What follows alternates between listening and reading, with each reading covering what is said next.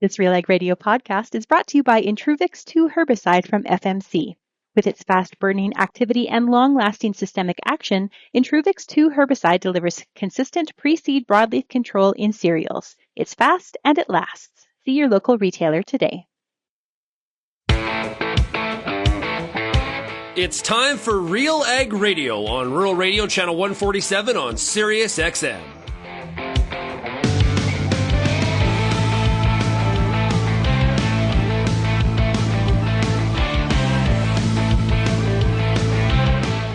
RealAg Radio and RealAgriculture.com is your home for insight and analysis of the issues that are impacting your farm business. Let's get real and get connected with RealAg Radio.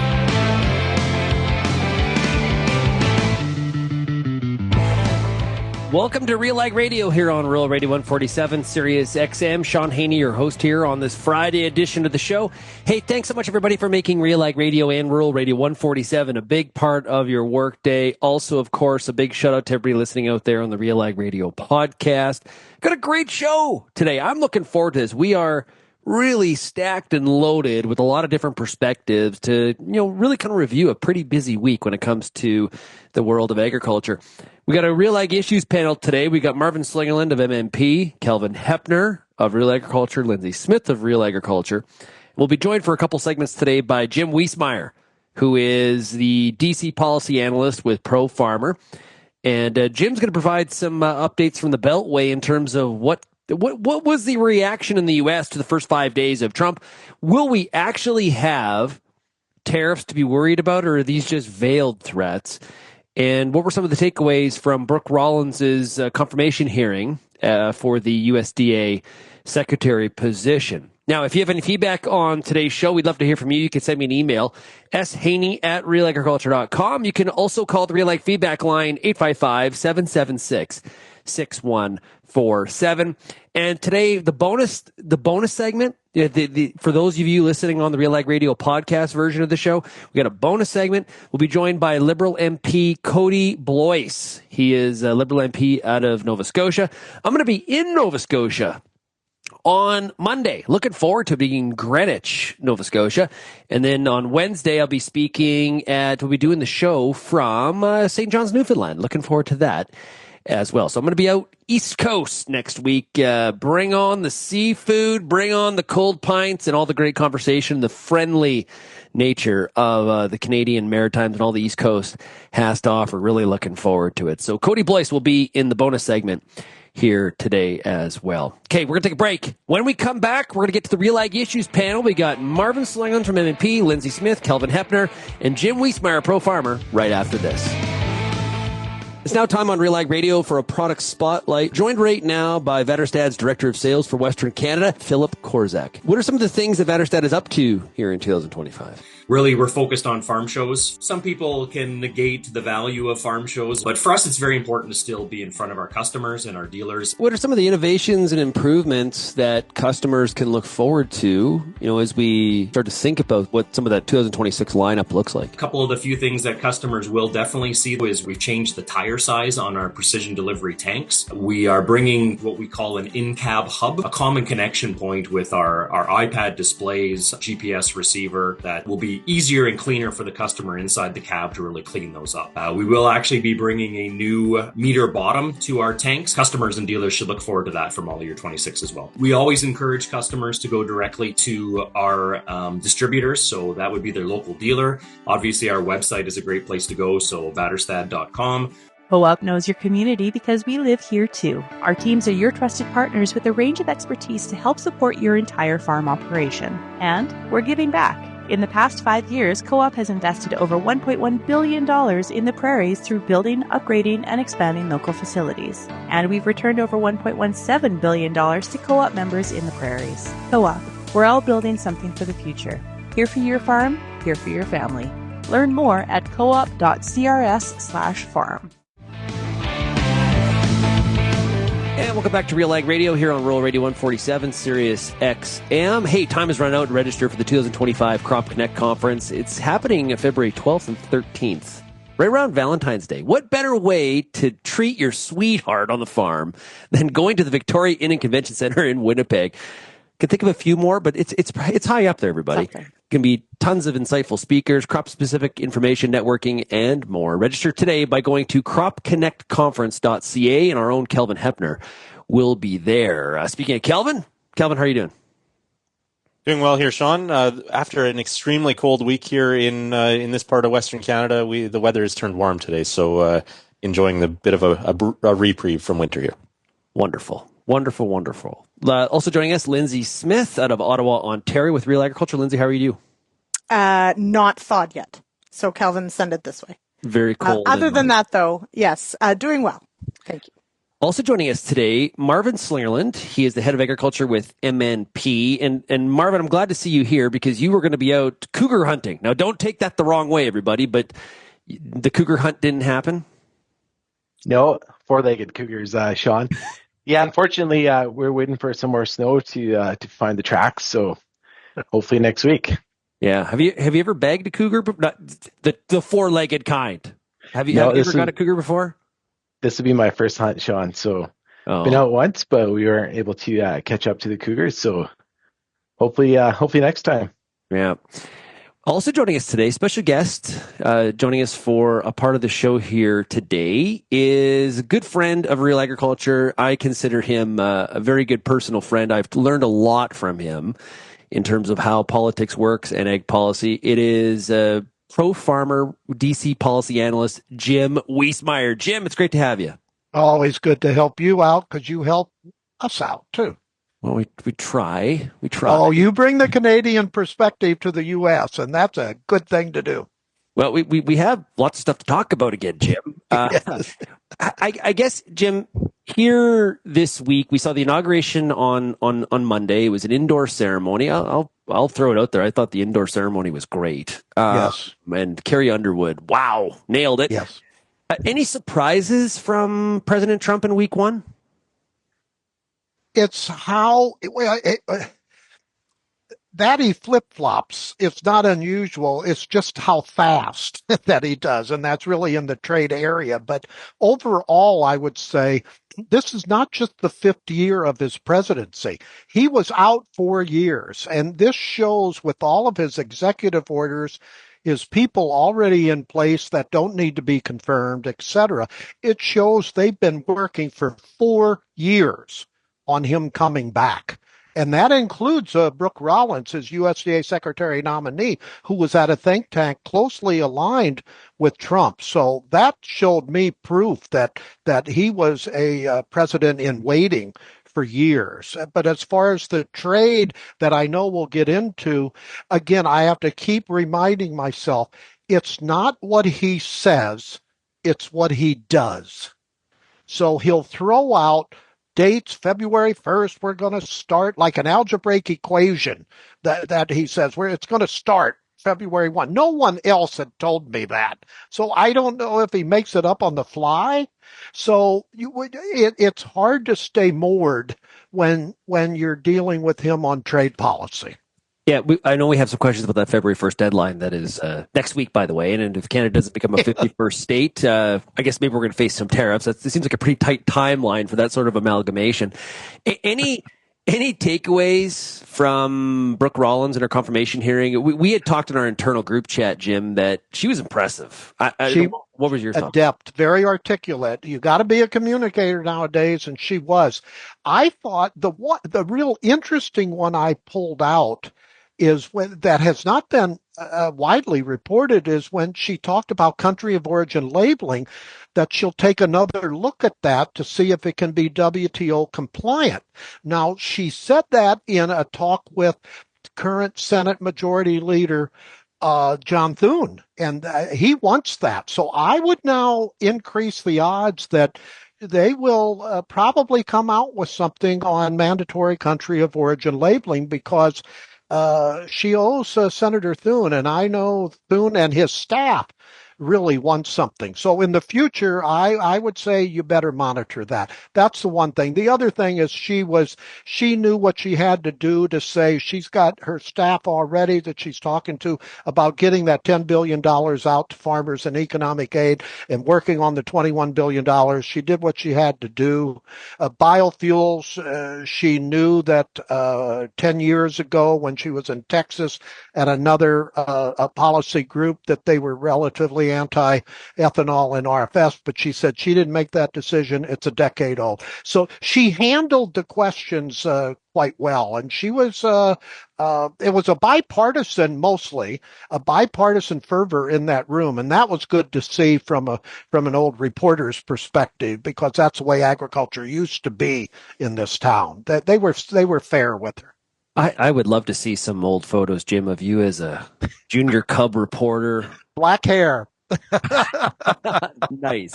Kelvin, I go way back. We didn't have cell phones, and you had to call in your copy on pay phones. Now, if that doesn't age me, I don't know what does. Everybody stop talking. I'm going to get back to my typewriter back at my cubicle.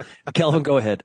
Well, further along those lines, speaking of the bipartisanship, to me it felt like there wasn't a lot that she said yesterday that anybody could really disagree with. A lot of what she listed, I believe, 4 main priorities, and they all, to me, seem pretty bipartisan things that parties, stakeholders on both sides of the political spectrum in the U.S. could agree with those priorities. We had a question asked, though, yesterday in our group chat as well from our friend Tyler McCann at the Canadian Agri-Food Policy Institute, Jim, and that was, what will Secretary Rawlins stand for? What will her priorities be? And do you see her having any specific agenda or issues, things that she'll look to get or advance in terms of certain files or issues? I think she'll take the heat from her boss, Trump, as far as what are his priorities. Now, in the trade area, she mentioned that she eventually wants to get U.S. agriculture in a trade surplus situation. Could be a pickle relative to other aspects with sanctions and tariffs, but she did mention that. 2 is that she said she really needs to study a lot on bird flu, HPAI. She knows that that's not going away, and I think that'll be or should be a priority for her. And the third one is just the unknown is when she said from a personal basis, she wants to reorganize USDA. And I thought, oh, God, here we go again. And so I don't know what, she didn't really detail that. But the one uncertain area, which I think nobody could fault her with, a few Democrats did, is the impact of deportations in agriculture. That I remember in the first Trump administration, they said that it wouldn't impact the farmers, but yet they had the raids in rural towns. So she was very realistic when she came to that and said, yes, it will impact. I'll try to temper the impact. And that's a nervous area for her. I could tell from her body language. Yeah, good. She did emphasize the first, did she say something about the first wave focusing on people with criminal records? Absolutely, again? As well it should. And that's what's unfolding right now. Yes. Absolutely. Yeah, I thought I saw some footage. There was some planes that were loaded yesterday in that regard. Lyndsey, question? Well, I'm just sitting back and taking this all in because I think, from the perspective of, and thanks, Jim, for sharing, some of these details as well of, from a Canadian perspective, as we watch this unfold, certainly it is important that we understand and try and anticipate where some of this focus will be as far as, the nominee wanting to make her mark on the file potentially. Certainly from our perspective, anything either M cool, V cool is uncool according to Canada. Yeah. So, that of course from our perspective becomes a bit more troublesome as far as what we are going to have to manage. I too am interested to see how she stick handles the biofuel question. I think the writing is on the wall on that one. But what I saw in some of the reporting is, that she said, that she would urge everyone in the room to make the right decision on 45Z. And I'm not sure if everyone could could fill me in. What are the right decisions? Anyway, so that one I find interesting because it depends who you ask what the right decision is. And if you're asking a Canadian, we have a different answer. So, but we don't count, right? Anyway, so, and then the other one, of course, this labor question is a big one. And this is one, the labor question from several different angles is something that, of course, we tackle here in Canada as well, as far as the need, for temporary workers, et cetera. And so that one, Jim, I would agree with, that one might be one of the hardest to sort of still, please her boss and follow the company line, but also meet the needs of first sector. It's going to be definitely, I think, one of the most difficult ones for sure. Yeah, the one obvious area that they should go to is dramatically increase the H-2A program. And that goes into Trump's comments that he's made. He goes, that's legal. That's legal stuff, and H-1A and H-2A. So I think that's one area that they'll pursue.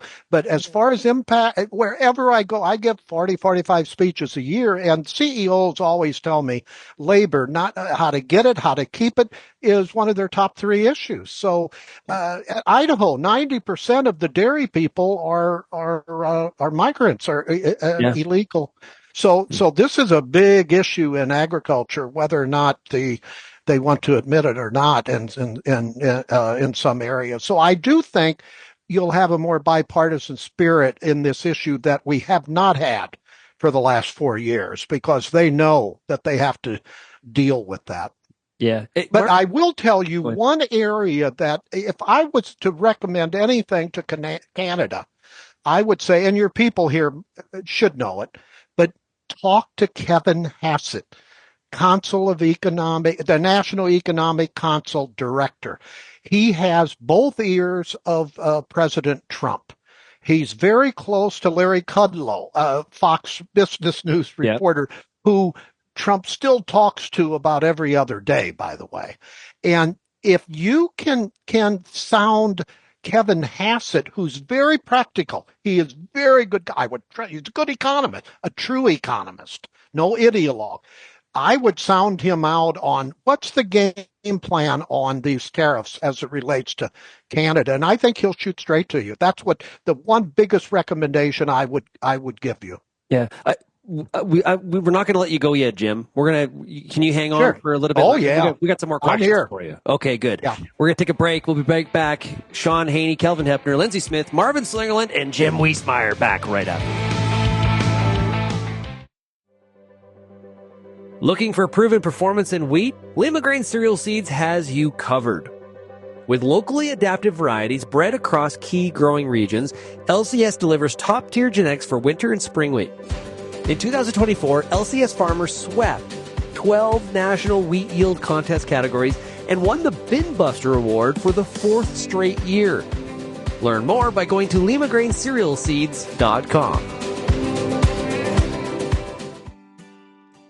Time to get caught up with what's going on over there at Genesis Fertilizers. Joining us right now is Terry Drabiak. There's a lot of concern right now about the stickiness of fertilizer prices and some of the volatility that's out there in the market. This is, a pathway, an opportunity to have a farmer-owned solution, or at least a part of the game. We're building one plant, and we're building one plant for farmers. And what those two attributes bring is a security of their fertilizer. Whatever happens around the world or even back home, they'll have a secure fertilizer for their farm, and the profit stays here in Canada. Farmers are critical to this project. We call it a closed loop system, and what that means is that the people who own the plant are also the people who will take product from the plant, and that's so critical in many ways in terms of bankability, in terms of security of their supply. It's a really good model. And make sure you go to genesisfertilizers.com for more information.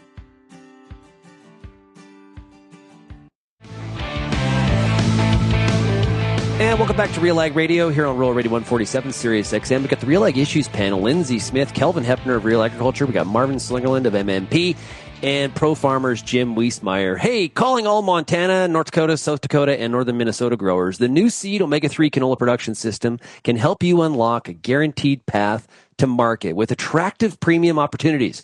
Here's the deal. They got first-in-class agronomy support, free on-farm pickup after harvest as well. You can learn more by going to omega3canola.com. Okay, Marvin, question for Jim. Yeah, Jim, I've been following with interest the last few weeks. We've noticed like major U.S. banks pull out of the net zero carbon financing. Canadian banks have sort of indicated the same. Where do you see the whole ESG market going in the States now with the new administration coming in? On the what market? At the ESG, the carbon reduction, sustainable ag. Usually it's in regards to if it's in the legislation already in the Inflation Reduction Act, it's going to take legislation to significantly modify it. And so early on, I saw some reports saying even on the 45Z program, sustainable aviation fuel, that's going to go away. No, that's not the case, because a number of Republican Republican national senators are in favor of the 45Z program. But we do have to see how the Trump administration is going to alter, if they will, some of the rules changes that we saw come out of the Biden administration a few days before they left. To tie some knots together, if you're decreasing the focus on new trade agreements, etc., you have to use more of the products domestically, and that's where the biofuel programs in a host of areas, renewable diesel, ethanol, year-round E15, the RFS program, the sustainable aviation fuel, which is more of a producer, not a farmer type credit program. I think that the parties that be will have to educate Trump on that one to say, hey, this thing has some merit to it, continue it. I hope that answers your question. That I think it has some legs still on it, and I don't see him, cutting across that, because they need that domestic market utilization. Yeah. Marvin, what are you seeing in the business community? Are you seeing a lot of corporate behavior, the election of Trump as, and then the political changes in Canada as a gateway, a pathway, an opportunity to maybe change their perspective on some of the ESG programming? I think there's a bit of a pause what we see now. Like I would say in 2024, we would see companies paying attention to it and how to adopt sustainable practices. Post-Trump election, I've seen a little taper off and almost an indication that we're moving away from that a little bit. So I'm just super curious what's going to happen in the next half year. Yeah. Well, they did make it far more flexible for farmers, where they only have to choose one area, where they used to have to like a corn producer had to choose 3 areas, and very few farmers would have participated under that program. So I think you will see more involvement there. But here's another angle that I think could really accelerate the interest in this program: permitting. More than a few CEOs from biofuel companies have told me they've been waiting over a year to get either a yes or no for their projected projects, and some of them are very expensive. And Doug Burgum, the Interior Secretary, is going to focus on that through Trump's more than suggestion to make the permitting process more efficient. And again, I would say one of the signature issues Trump had during his first administration was his lightening up on regulations, and I continue to see that. So that'll go a long way into accelerating the movement in a host of energy areas, whether it's biofuels or even crude oil production. Jim, how real? And I don't think anybody knows. I would maybe even argue that President Trump doesn't know at this point. How real are the idea of tariffs to the significance that he's talking about? 25% on all products leaving Canada into the United States sounds great. Get the reasoning at 100,000 feet, but boy, oh boy, I don't know. How real is this? It just does not make sense to me. Although in Washington, 1 + 1 on a good day = 3. So I'll caveat it with that. Okay. There is that. But if you're worried about his biggest thing, he thinks his biggest thing that got him reelected was immigration. So that's one. But two, the economy, of course, is very important. Connect the dots here. If you did implement 25% tariffs on Canada, that's going to have an impact, of course, on your economy, but definitely on ours as well. And so that's going to raise prices, food prices. It's going to look at the fertilizer prices in the U.S. because of the significant role Canada plays. And he thinks that the Fed will decrease interest rates? No, they would have to increase interest rates if overall inflation would go higher again. So again, it doesn't pass the economics test. He may want a few tariffs out there just to fulfill a role that he has. Bob Lighthizer, continues to talk to him. That's former U.S. Trade Rep Bob Lighthizer. And it's classic Robert Lighthizer stuff as, look, this is real. Don't hold back. This is a revenue generator. It'll help bring companies back into the United States, a jobs building program. So that's the thrust that he's hearing from some of his advisors, including Lighthizer. So, yeah, but I just think 25%. If they want a recession in agriculture, that's the way to get it. Yeah, I just can't, and just can't see it, playing out. Yeah. Well, also Brooke Rollins was talking about the acronyms MFP payments. These were payments that were made when Perdue was the USDA secretary to compensate farmers for the trade war with China. Rollins admitted in her confirmation hearing that she's been talking to Perdue about the implementation of that. So we could see, would it be MFP 3.0? I think there was 2 rounds. So we would be back. Yeah.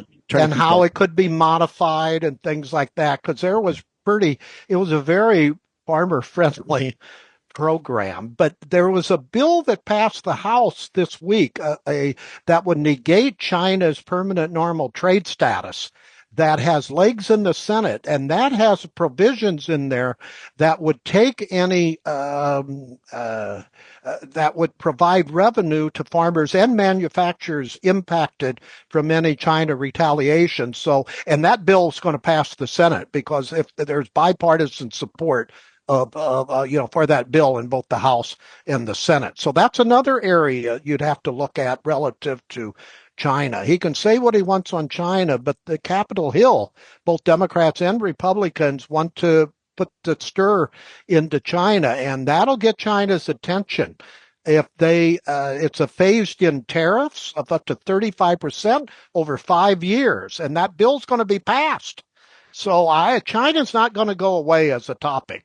We are in an ideological war with China. That's the message I tell farmers. Well, I loved how people were calling 911 about the fact they couldn't access TikTok on Monday. Talk about a state of emergency.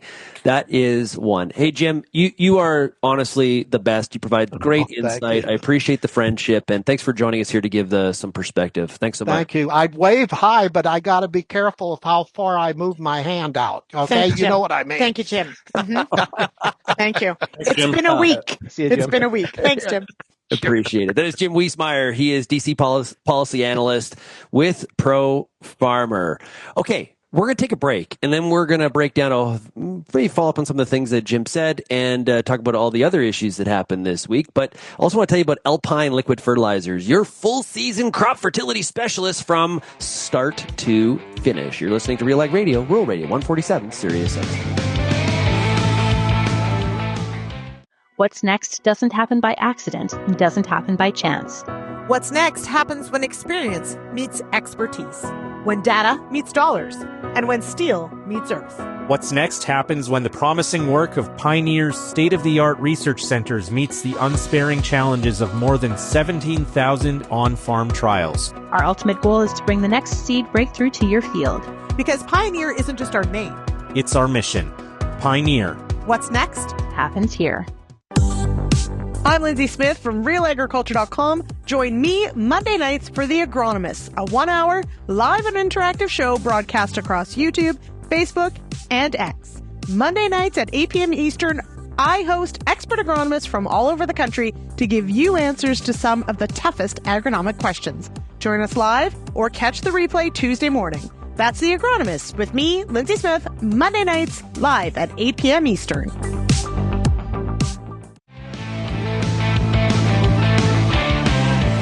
Welcome back to RealAg Radio, Rural Radio 147, Sirius XM. Serious dancing during the commercial breaks. Lyndsey does a great job. You're a pretty good dancer, Lyndsey. Every now and again, I get inspired. You like to get your groove on. That's true. Delivering reliable agricultural lab testing for your crops, soil, feed, water, and seed. SGS Canada is uniquely positioned, ready to elevate your business in Canada and the United States. Call us now at 1-800-952-5407. That is SGS. Okay.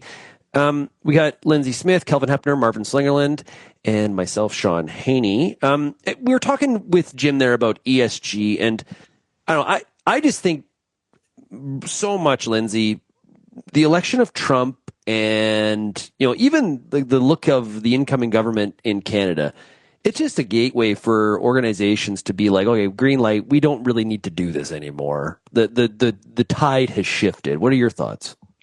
Well, perhaps, but I think that's what we're trying to figure out is, has the tide entirely shifted? If so, how far?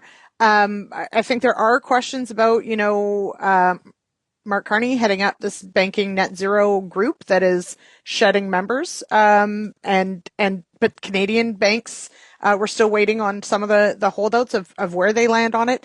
What if Carney's? I think only RBC is left in Canada. RBC is the one left in. Syndicate of everybody one. else. Yeah, exactly. Yes, it is a group of one. Easy to make decisions, I guess. But thinking about it from the perspective of if Carney is the Liberal leader in waiting, if that goes, what does that mean for the Canadian perspective? Maybe it doesn't matter because maybe he's only Prime Minister for 2 weeks. These are big unknowns. But it does beg the question of, how much, where in the cycle were we at as far as instituting this, as far as it becoming part of the banking process system, demands of investors, et cetera, and how quickly does that change? I guess my question after that is sort of, okay, so what's next? Like, what do we just pretend like none of that matters and we just go about our business, or is there some other angle here that we haven't anticipated? I guess that's my sort of question, is where it goes after, potentially. Yeah, Lyndsey, we saw it coming from a three-pronged approach. One, it was going to be the banks that would be pushing it, where they have to report their emissions. So by default, clients have to report upwards to the bank. Accounting standards, where public companies have to start reporting climate emissions on their financial statements, and then by default, producers have to submit info. And the third one is consumers asking for products that are sustainably grown. Bottom line, in my opinion, is producers should still look at this. If they can grow crops more sustainable with less inputs, by default, you're more profitable on a per acre, per bushel. So it's still a good thing to look at from a producer perspective. And you might reduce your emissions. Eventually, you might generate a carbon credit or something, but by default, you should look at the profitability. Yeah. Should be really where we start, as opposed to. So I will say, like, because I had a few of these conversations last year, we certainly, from a RealAg perspective, trying to keep track of what's on the standard side of what producers were going to have to report, et cetera. And I sat in on a couple of these meetings that talked about, how beneficial all of this added reporting was going to be for the average farm. And I kind of called their bluff on that one. And they couldn't really set an example of beyond the fact that it would be required for your banking, et cetera. Right. So I think that there are other ways that is potentially worth it. I think that, to your point, Marvin, being more efficient, is a good thing across the board, both for our pocketbook and the environment. Those are all wonderful things. But I think many of us struggle to see the connection between, if my, bank needs me to report extra things and somehow that's supposed to benefit me, or the prices I receive for my product, there just was no connection there. So, as much as I believe incredibly strongly in the importance of being efficient and making more with less and, keeping the environment in mind, I'm one that fails to see where, this banking aspect of it was really where it was going to drive change. At the same time, I don't entirely feel comfortable talking in the past tense, because nothing is entirely in the past tense at this point. So, yeah. Well, so speaking of lending, the Bank of Canada has a decision to make next week. Kelvin, what's the thought here on what the Bank of Canada does? Do they cut the rates again? Yeah, that is the expectation, that another quarter. It's not unanimous by any sense, but the consensus is tipping towards another 25 basis points cut on Wednesday, and then probably a pause after that. Again, a lot of this is up in the air depending on what happens with tariffs and across the border, what we just talked about with Jim in terms of competitiveness and keeping the Canadian economy competitive. We've spent a lot of time thinking and discussing tariffs the last number of weeks. Jim touched on this a bit, and Marvin as well, in terms of the tax regime, the different red tape reduction that's happening on the permitting, approvals, that type of thing. There's a lot of different aspects where competitiveness could be affected here in the coming weeks, not just on the tariff side of things, and those are all things that the Bank of Canada is going to be taking into consideration here. But yeah, expectation is a quarter point cut again. There's also some argument against that in terms of keeping the powder dry for helping the economy if we do enter a dramatic recession where it's much more in our face than what it is right now. You know, I've been saying, and I don't get to do as many speeches as Wiesemeyer does. Man, 45, 50 dates a year, that just doing the math during the commercial break, dudes, he's hauling it in. But when I do get a chance to do a speech, you know, I talk to groups about one of the things that drives U.S. farmer sentiment towards Trump is regulation reduction. And they're talking about a ratio of, getting rid of 10 regulations for every new one added. Now, how that 10 is calculated, like there's some marketing that's going on here, no doubt. But I gotta admit, after watching the first 5 days here, there is a element. I had a little bit of jealousy in terms of like, let's get stuff done, that sort of mentality that is the U.S. is going through here in the first 5 days. Now, whether you agree with the policies or not, but I'm talking about the attitude of like, let's make it happen. That we could use a little bit more of that, and maybe there will be a bit of that wave catches in Canada where we realize like, okay, we can't take 3 years to make a decision on things, and maybe we don't have to build consensus around the horn and have every single person agree with what we're doing. We need we could use a little bit more action ourselves here. We're going to see, we will see that after the next federal election if it's a conservative government. That's probably to the same extent. It will be, I think, and this is something that we've heard from off the record sources in the, or I should say on background sources in the Conservative Party, that bold, dramatic changes in the first few days, first weeks. And that's something that I don't know whether we're really used to, like you just referred to, Shaun. So it's something that I think we maybe they're overstating it, but it's something that I think we will see, something to the extent we haven't seen in many years, maybe since 2015 when the Liberals first came to power, maybe even further back into history than that. The volume of what we heard documents, like we could park some of those, I think. Sorry, Marvin, go ahead. It's the open for business attitude, Kelvin, that's so important. And we hear stories across the firm, regardless of what sector, whether it's private enterprise or agriculture, like businesses looking for opportunities, like how easy it is to go to the United States and open a manufacturing facility from start to finish. Like that time frame is so narrow compared to in Canada, where it takes a year or 2 years to pass all the permits and regulations. Yeah. We can't even trade between provinces freely, guys. Come on.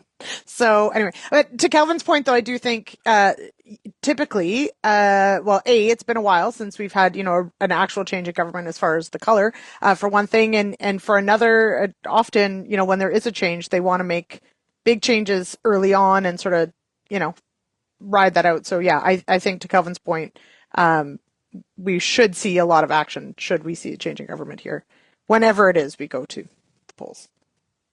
One piece of action we've seen is we're starting to get a little bit concerned, aren't we, about what's going to happen with our big canola crush expansion, getting to that 17 million metric tons of domestic crush, all because of, the growth of the potential of things like renewable diesel and sustainable aviation fuel. Kelvin, FCL made a decision, And we're starting to work back from that number from 17 to downwards here. What's going on? Yeah, Federated Co-op, and so they had announced a refinery as well, or a renewable diesel refinery, as well as a canola crush plant at Regina. That was a joint venture together with AGT Foods. Both those projects last week, they formally announced that they are pulling the pin on them, or at least shelving them indefinitely. And so that is something that I think the industry has known was coming. That announcement was more of just a formality, but yeah, so not really a surprise, but that's... Again, going back a few years, there was a lot of excitement, and the whole Viterra crush plant that's supposed to be built at Regina as well, that was announced back in 2021 as potentially the world's largest canola crush facility. That one is also certainly kind of in the same limbo mode where a lot of people, especially after with Bunge's acquisition of Viterra being approved and reduced incentive to build that plant now, there's a lot of uncertainty facing that one as well, and we're not getting any answers right now. It's apparently still under review as part of Bunge's acquisition of Viterra, but unlikely that that plant goes ahead as well. And so certainly the shine has come off of the canola crush expansion in Western Canada. We did see some companies definitely expand and build new facilities, but especially with the uncertainty on the biofuel side of things, Jim talked about 45Z and where things are headed in the U.S. on that. That's going to be driving this. And here in Canada, we have Polyev and the Conservatives talking about clean fuel regulations, the clean fuel standard as a second carbon tax, which adds domestic uncertainty to the future of that policy, what it looks like. So, yeah, pulling back and not good in terms of value add. This is a time where we want more value add on the north side of the border and not happening. Well, there's two things working against the Canadian industry here. We got the American side of the border trying to push all manufacturing processing to be stateside. And we're not really sure how we feel about biofuel policy in domestically in Canada. Without necessarily a pro-biofuel policy, it's hard, to create some political risk. And I think sometimes, Marvin, we underestimate how that political risk has impact on where capital flows. I mean, that's the best way to put it. No, absolutely. And uncertainty just amplifies that even more, Shaun, because the last year and even this year, there's no period of certainty, and there's a lot of unknowns what's going on, and capital either pauses or moves somewhere else where investors can get a return quicker. Yeah. Okay, we've got more coming up here on RealAg Radio. Kelvin, we'll get to you right when we come back. We got to take a break, and we'll be back right after this.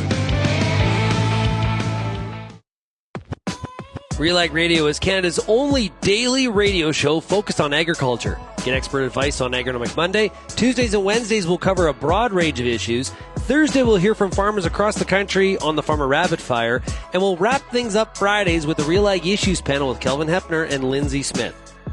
Join us Monday through Friday at 4:30 Eastern. And don't forget about the replay at 7 in the morning on Rural Radio 147, Sirius XM. FP Genetics brings new seed genetics to Canadian farms, empowering growers to thrive in ever-changing conditions. We are committed to helping farmers thrive with superior genetics, developing customer strategies to build best practices, all tailored to individual needs. Visit fpgenetics.ca to discover FP's dynamic portfolio of wheat, durum, barley, oats, peas, and rye, and to contact your local territory manager. FP Genetics. Gain a genetic advantage, experience the next wave. And welcome back to RealAg Radio. Shaun Haney, your host, joined by Marvin Slingerland of MNP, based out of Lethbridge, my hometown, great city. Also here is Kelvin Heppner and Lyndsey Smith of RealAgriculture. Well, lots. Hey, I want to remind everybody in the bonus segment today, we got a special treat. Kody Blois, MP, a Liberal MP from Kings Haunts, will be joining me for a discussion in the bonus portion of the program. We're going to talk about the Liberal leadership race. I think, Kelvin, he put his support behind Mark Carney, correct? But he planted his flag on, joined Team Carney this week in terms of who his pick is, and certainly that's the majority pick, it seems, among the Liberal caucus. There are a few MPs and cabinet ministers that are standing with Chrystia Freeland, but so far, majority with Mark Carney, and Kody made that pick or announced it this week as well. Yeah, we'll ask him about that. And Monday, I think, is the deadline for sign-up for the Liberal leadership race to provide your vote. So we're going to talk about that and a whole bunch more. I'm going to see him on Monday. because I'm going to be at the Nova Scotia Hort meeting. I'm giving a presentation, issues presentation, 5 things to watch out for in agriculture. I'm going to be doing that that's in Halifax. I'm in Halifax on Monday, St. John's, Newfoundland on Wednesday. So looking forward to being in the Maritimes next week. It's going to be a good time. Peter Johnson's with me on Wednesday. And it has made Real Agriculture's Bern Tobin, he's from Newfoundland. The amount of jealousy that man has about what's going down next week is he's got some FOMO, serious FOMO. I don't blame him. You're literally going to his town and with Pete, and he can't bring you around town and show you all the sights. I just like how I said, hey, what's your favorite pub? And he gave me 10 of them. Insane. The thing is, 2/3 of the people that you're going to run into in Newfoundland will know him. So, yes. Yeah. It's entirely accurate. Lyndsey was in the same meeting yesterday, and one of the people we met with, she's going to be at that meeting on Wednesday, and she was like telling me like, oh, it's going to be a great time. They get out of hand. You're going to kiss the cod and do all this kind of stuff. And yeah, maybe it's a good thing I'm leaving Wednesday afternoon because it sounds like my liver's going to thank me. Hey, manage weeds early in your canola, cereals, and pulses with Conquer Goldwing, Thunderhawk, and Blackhawk EVO, powered by Duplasm technology, advancing the unstoppable superpower of pre-seed burn down from New Farm. Hey, Lyndsey, what's on Monday on The Agronomist? Oh, goodness. We're talking about profitability in the spray pass with Tom Wolfe and Mike Cobra. Yes, Cobra versus Wolf. Ooh. Who will win? But really, thinking about it from the perspective of, some of those do's and don'ts of how to get the most effective spray pass. So probably talk a lot about herbicides for sure, but we'll touch on a few others as well. But looking forward to it on Monday. Good stuff. So Marvin, as you look at the agricultural landscape here right now, as we get, we inch closer to putting some seed in the ground, we got a few people doing some calving, and we got live cattle over $200 record. Wow. It's pricey. It's a good time to be holding some inventory, for sure. We definitely have two streams. We got, people in the livestock sector, I think, feeling pretty good about themselves. People in the cropping sector sort of like, this is live to fight another day kind of years. Is that the best way to sum it up? I think that's the mood out there right now, Shaun. It is 2024 with a decrease in commodity prices, and production costs are still relatively high. It's sort of a tight year for a lot of people, and going into next growing season, it'll be just managing your production costs and best marketing decisions. So it is a bit of a tighter year for sure. At some point, can beef be priced high enough where the consumer backs off everybody? Like, what are our thoughts here? Yeah. Hasn't now yet, but wow. We've never been at $200 on live cattle. So one thing I will say, anecdotally, of course, two things. I definitely, in our household, there are many times I'm passing on the beef in the retail setting, depending on the stores. So certain stores, it's way too expensive. I am not touching it with a 10-foot pole. I know. That's fine. No, Shaun. I love proteins. I just buy other ones. I make Kelvin happy. I buy chicken, but I'm supporting our pork producers, and I have a freezer full of lamb. So I'm a lucky duck that way. Secondly, I will say there are a lot more cows in people's farmyards in the last little while around here, where this was an area where I now live that used to have quite a few cows. BSC took care of that. But I have noticed definitely in the last year or two, there's more cows popping up, which tends to be, as livestock people, as we are, buy high, sell low. So all sorts of cows ending up in people's yards. We'll see how it goes 2-3 years from now when maybe those calves aren't worth so much. But for right now, it feels like you can't go wrong. But you can when you buy a cow and you don't get a calf for a while. So just putting that out there. On Monday's show, we were talking about capital gains changes. And Kelvin, this is an issue that we saw farm groups, there was a number of them, cross commodity, pushing back saying what are we doing here? There still is a tremendous amount of confusion about what's happening. What did farm groups say? And then we'll get Marvin's accounting perspective here. Yeah, so we had a bunch of national farm groups, Canadian Federation of Agriculture, grain growers, canola growers, cattle association, all issue letters and statements here over the last week calling on the federal government, the Canada Revenue Agency, to repeal the changes that were implemented back in June. Of course, the legislation hasn't actually been passed. It hasn't even been introduced. They introduced a Ways and Means motion, which is basically signaling intent to Parliament that they plan to introduce legislation to put this capital gains inclusion rate increase through. That didn't happen before Parliament got prorogued and is looking extremely unlikely that will ever happen before we have a federal election. And we've even had the finance minister who introduced that budget last year with the capital gains inclusion rate increase in it.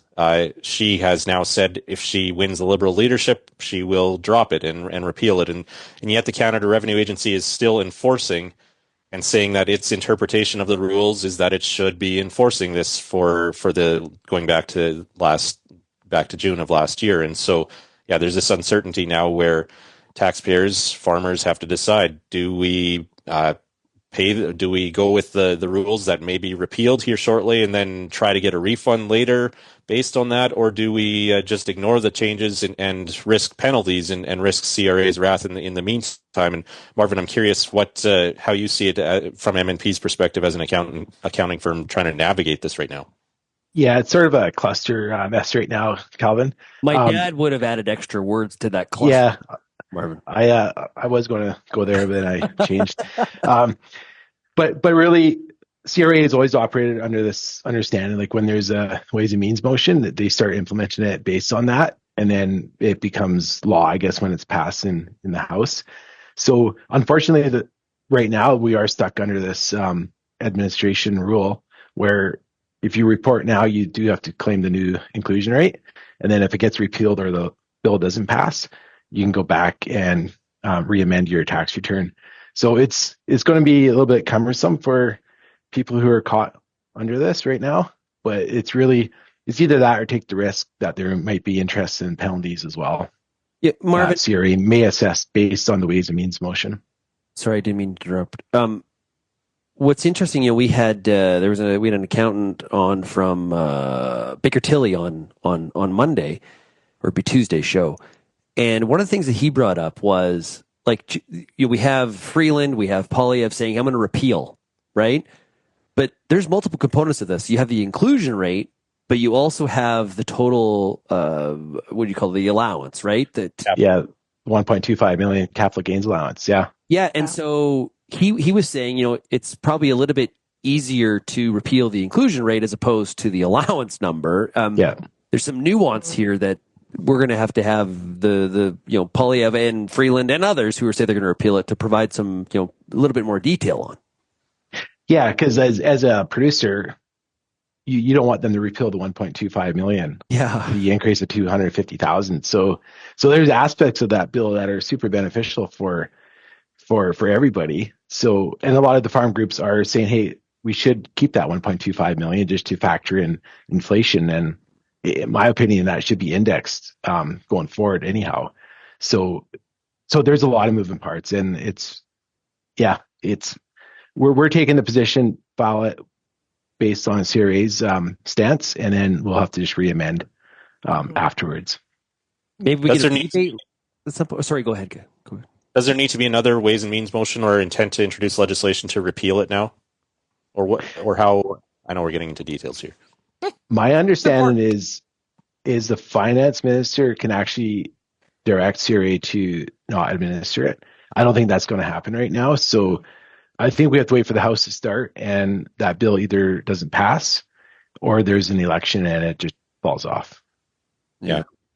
It sure just seems like this flies flat in the face, straight in the face of not having taxation without representation. The core policy of democracy is that something should have to go through a democratic process before it's implemented.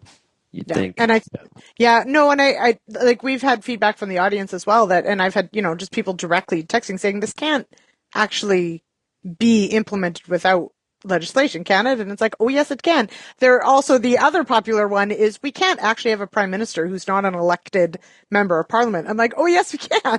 So, there are all sorts of things that seem like they shouldn't be, but they are, everybody. So there you go.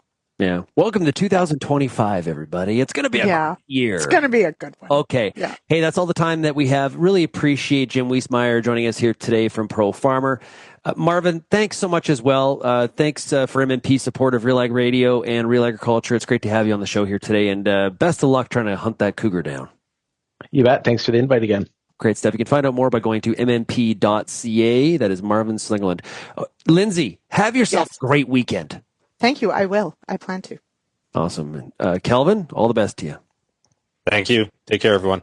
Enjoy that football, everybody, this weekend. You can send me some feedback, shaney@realagriculture.com. You can also call the RealAg feedback line, 855-776-6147. Those of you listening to the RealAg Radio podcast, stay tuned. We got Kody Blois, Liberal MP from Kings Haunts in Nova Scotia, coming up right after the show is over. Thanks so much, everybody, for getting real and getting connected with RealAg Radio. Chat again tomorrow or next week. Have a great weekend. Oh, it's Friday. Let's take it on. Cheers, everybody. Thank you for downloading this RealAg Radio podcast, brought to you by Intruvix 2 Herbicide from FMC. Intruvix 2 Herbicide for cereals delivers outstanding pre-seed control of the toughest broadleaf weeds like kochia, volunteer canola, and narrow-leaved hawksbeard. Be your local retailer today. Okay, it's time for the RealAg Radio bonus segment. This is kind of fun. We've been getting a lot of great feedback that we need to keep on doing these bonus segments during the week. We don't, the hour is so short on Rural Radio 147. And today we're going to do something a little bit different. I got a guest, and it's a friend of the program. It is Kody Blois. He is MP Liberal MP out of Nova Scotia. King Haunts. Is that correct? Is that how I say that, Kody? Is it? Well, you're close. It's Hants, but I appreciate that you know where I'm at. I lost a bet. Kelvin said it was Hants during the commercial break, and I should have listened to him, and he had it right. So Kelvin wins this one. Where are you at today? I'm in Halifax, Shaun, and the Nuffield Canada scholars are all here as part of their AGM. So Josh Olton, who's a farmer from the Valley, he said, Kody, come on in. And I just got back from Ottawa, and some great presentations, some good policy ideas, lots of good work happening on the ground. So any of your listeners will know the importance of the Nuffield program. So it was nice to be able to come in and say a few words and hear some good presentations. And with Parliament prorogued, you can do this kind of stuff. Parliament prorogued. I was just in Ottawa. We had our national caucus. And look, suffice to say, there's a lot going on in the world, isn't there, boy? Every time we turn on the news, Mr. Trump might be saying something more about tariffs or the realignment of global trade. And I know your listeners would be, I presume, concerned because we're the breadbasket, aren't we, in Canada in terms of our ability to send food around the world. So I think that's a big concern. I know your listeners would be concerned about what the impacts are. And I guess my message is it's something we're following very closely. We're obviously hoping to engage with the Americans that the tariffs never come to pass. But if they do, we'll be ready to respond, and we'll be there to help support sectors and try to find pathways forward. I would imagine the retreat here, the caucus meeting, was a little bit different than some of the past ones, or any perspective there? Yeah, well, look, obviously we're in the middle of our leadership, and I do want to touch upon this. I mean, look, there's still the work of government. I was very pleased to see the Prime Minister give way for leadership renewal.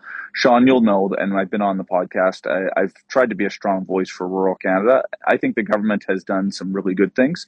There's some areas that I think we could have been better. But I think that the opportunity right now for the Liberal Party of Canada to have leadership renewal is important, not just for the party, but for the country, because there are some big issues coming down the line, notably Canada-US. How do we grow the economy? How do we focus on competitiveness? And the leadership opportunity gives us a chance to weigh the candidates in that regard. And I want to push your listeners because the way in which the leadership process works is the similar way to what the Conservative leadership process worked, which is there is 100 points allocated to every single federal riding in the country. Now, the Conservatives' weak point when Aaron O'Toole won leadership was around Quebec. There was very little organization for the Conservative Party in certain parts of Quebec. Aaron O'Toole did really important work in rural ridings there. He highlighted some of the concerns around gun policy that our government had introduced, and it frankly was what propelled him into leadership. Mr. Poilievre, it was quite a whitewash in terms of the sense that he dominated kind of across the country. But I think that there's a unique opportunity for some of your farmers and listeners. Some may be dyed in the blue conservative and will say, my God, Kody, I don't even want to listen to this guy. But others may be either unattached to a political party or see themselves as centrist or center-right, blue liberals or progressive conservatives, and maybe not particularly happy where the politics of leadership were in both major parties, maybe not completely enthralled with Mr. Poilievre or certainly not Mr. Trudeau. I think there's an opportunity for the farming community to actually register. Our process right now is playing out until Monday.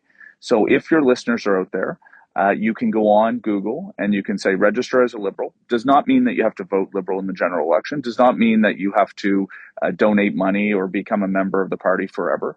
But maybe you want to get involved in a process that actually determines who the next prime minister is, at least until the general election, and ultimately who the next leader of the Liberal Party is. And I've talked to a lot of farmers, particularly in Western Canada, and I've said this is a unique opportunity for you to weigh in, because we do have some ridings, if we're being honest, that are very unlikely, that frankly will not go Liberal in the next general election. But there are people that may want to play into that process and be able to vote for our leader that is either of their political ilk, but certainly for the agriculture sector, Shaun. Here's an opportunity for farmers in rural parts of the country, in ridings where our membership would be quite low, to be able to register, to be able to vote, and to vote for the candidate that best represents rural Canada for them, or growing the economy, or growing the agricultural sector. I'm going to be supporting Mark Carney. I've endorsed him. I think he is a great change agent. He is someone that has a ton of private sector acumen. And I'm going to be working with him to build out his agricultural and his rural vision. And my message to your listeners, to your farmers, is you have 3 days, easy to do so, doesn't cost any money. Jump on and be part of the process and help determine your next prime minister. Look, if it's not Mark Carney, maybe it's someone else for you. But let's get involved, because you have the ability to directly elect your PM, and that doesn't always happen. What is it about Mark Carney for you? You mentioned change agent, but I'm curious to go a little bit more in depth with that. Sure. I didn't have a theory on who you were going to support. I was wondering if Kody Blois would be throwing his name in the ring actually as one of the potential candidates at one time. But why Mark Carney? Well, first, you're very kind, Shaun. If I ever get to that point down the line, you'll be the first guy I call to be my my Western campaign lead. Look, for Mark Carney, a few things. One is he grew up in Western Canada. He grew up in the Northwest Territories, was raised in Edmonton, two teachers in a working class family, hockey guy that went on to play hockey at Harvard. So obviously incredibly bright, incredibly intelligent. But I don't think that there is someone that has run for national leadership in recent memory in Canadian politics that brings the level of acumen and experience that he has. He is the only person in the world to have ever been the governor of two central banks in the G7. Stephen Harper tapped him to be the governor of the Bank of Canada during the financial challenges in 08 and 09. He was headhunted by the Brits to be the governor of the Bank of England during Brexit. He is the former chair of Brookfield, one of the largest companies in the world. So this guy brings a ton of public and private sector experience to the table at a time that I think our country really needs it.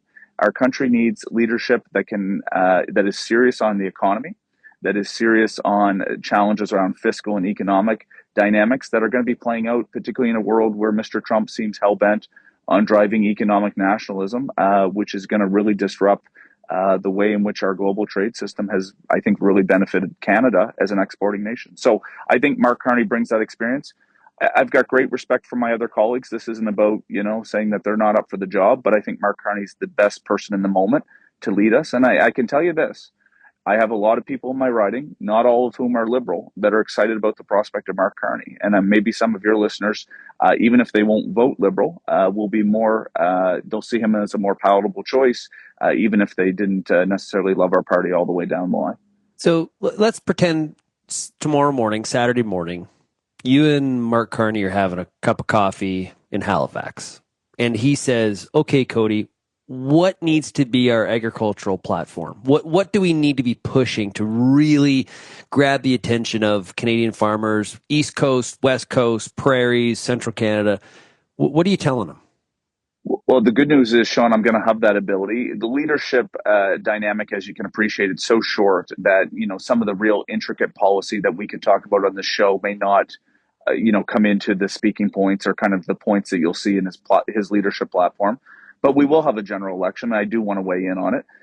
Look, you mentioned the different commodity groups. I'll get the one that is closest in my riding, which is supply management. I know a lot of your listeners will be in Western Canada. That commodity group is not, I don't want to say not nearly as important, but it is not as prevalent given the fact that there's bigger, different types. But in my riding, it is a massive economic importance. And we have a U.S. government that I think is suggesting that they want to expedite the renegotiation of CUSMA.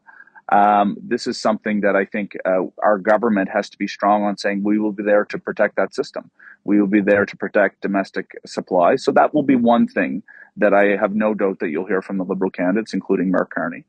But we also have to position, similar to what I think I've been trying to do in years past, that Canada is an agricultural superpower. And I know that the prospect of tariffs create a dynamic where our trading relationship could be disrupted. But the world still needs what Canada produces. And we will still have to find a way to be able to get through that. So certainly talking about the fact that we have to be export focused, we have to be focused on competitiveness. Mark has talked to me about this. This is things that he wants to get done. He knows that we have to be more focused on generating wealth and economic growth in this country to be able to pay for some of the good social programs that the government has put in over the last 5 years. On a personal note, I think we have to have a bit of an ode to young farmers in this country. About how we support intergenerational transfer, but also getting new entrants. One of the last presentations I just heard was from a gentleman, I don't have his name, but he's here in Halifax. He just went to Olds College, first generation farmer, and he was talking about the challenges that if you don't come from a farm family, but you still want to contribute, how do we create the tools necessary to make sure that you can have impact? I think that's a national question. We may not have all the answers, but part of what I'll be doing with Mark is saying that we ought to have further study and work with industry in that domain. Look, we could get into connectivity, we could get into the different pieces, but I think it's competitiveness. I think it's working with farmers to make sure that those export markets remain available in an uncertain trading world, and that we prioritize the needs of our farmers because they matter across the country. And let's be honest, Shaun, I don't think this government has had a terrible record on agriculture. I think there's been some good things done. We have very few voices to talk about it, and we don't really highlight it as much as we need to. And part of the thing I'm going to be saying to Mark, you want to be a prime minister in this country, you want to focus and find ways to be able to resonate across the country, it's got to be through agriculture. And I'm confident that we'll have some things. And look, maybe your listeners have some ideas. Maybe it's an opportunity for them to send some things in. Happy to hear them. I think what you said there is fair. In terms of, I'll give you one example. I'll give you an example where my opinion, personal opinion, and then some of our audience disagrees with me, but on the CFR, clean fuel regulation, there is a really good agricultural story to be told from, how that policy could positively impact agriculture from a demand standpoint on things like canola, soybeans, wheat, and corn used for biofuels. Really don't think it was talked about enough or sold enough to the farming community in terms of some of the potential benefits. It was sort of like, well, they're going to get it. And it was sort of just, like it just kind of happened. And so I would agree on an example like that. I would agree with your comment. Well, look, I would agree wholeheartedly that there's been some good things done. But again, we don't have that many voices. And this is where I come back to the point. There are 72 hours. If your listeners are going to hear this today or hear it on Saturday, they should go actually make their voice heard, register, and then you have 2 months to watch this play out. And my commitment to your audience, and I've been working the phones in Ontario and Saskatchewan in particular, is to say, look, register. And, I'm happy to bring Mark to you. I'm happy to make sure that we can set up those calls or maybe bring him directly to the farm gate. I know he, for example, is going to be at a farm in Shawinigan on Sunday. These are good things. We need to make sure that he knows about rural Canada, about the sector. He grew up there, but he's willing to be a team player. And I think we want to build up his resume and his credentials in that area. And it takes the feedback from the agriculture sector to do so. So what I want to say is, Shaun, you and I are proud rural Canadians. So are your listeners, I know. Sign up. Have the ability to weigh in, and let's make sure that the agricultural sector, or certainly rural industry, is at the forefront of the leadership campaign for the Liberal Party. And we'll see where the chips land in the general. But I think that this is extremely important, and I'm enthused to support Mark. And again, we have other good candidates, but I think he's the change agent, and I think he'll have an agenda that is going to speak to some of your listeners, maybe perhaps a little bit more than our current prime minister. Well, interesting political times in the U.S., and Canada is doing a good job of saying, hey, U.S., hold my beer. We'll show you interesting. North America is a very interesting political scene right now, indeed. Kody, thanks so much for joining us. Hopefully I get to see you next week, especially on Monday in Greenwich. I'm not sure if you're going to be there or not, but look forward to seeing your beautiful province on Monday. I'll see you with bells on Monday, and thanks for making the time today. I know I got to take those Kody Blois slides. I got to take some of those slides out of my deck. You're going to put up your hand and call me out on some of the stuff I may say. Looking forward to it. That is Kody Blois. He is Liberal MP in King Hants and from Nova Scotia, and appreciate him joining us here on the bonus segment for RealAg Radio. And make sure everybody send me your feedback. Haney@realagriculture.com. And once again, have yourselves a great weekend, and we'll talk to you again next week.